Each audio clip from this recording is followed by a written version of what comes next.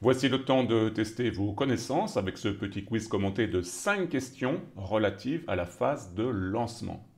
Voici la première de nos 5 questions. Un problème ou un besoin métier exprimé constitue une entrée pour, et voici les 4 propositions.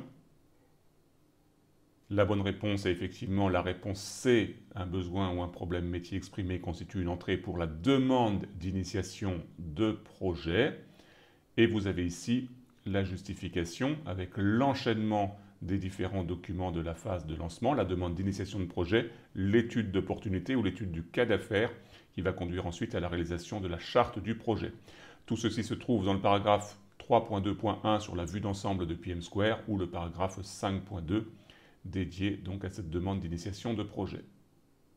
Deuxième question, quel document de la phase de lancement décrit la pertinence du projet par rapport à l'orientation stratégique de l'organisation et met en évidence les principales, le mot est important, hypothèses, contraintes et risques du projet? Vous avez 4 propositions ici. Quelle est la plus appropriée?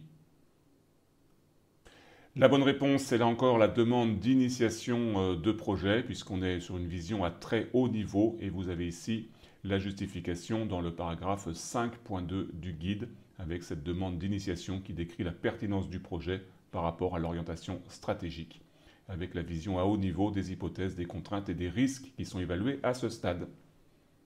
La demande d'initiation de projet constitue une entrée pour, bon, ça devrait être facile puisqu'on vient de le voir à l'instant. Donc effectivement, c'est l'étude d'opportunité ou l'étude du cas d'affaires, avec ici la justification dans le guide au paragraphe 5.2, là encore une présentation de l'enchaînement des 3 documents de la phase de lancement.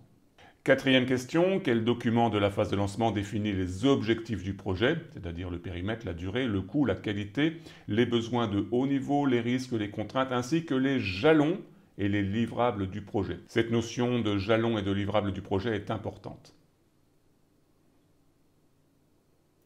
Donc parmi nos 4 propositions, la bonne réponse est la réponse A, il s'agit de la charte du projet, avec ici la justification dans le paragraphe 5.4 de notre guide.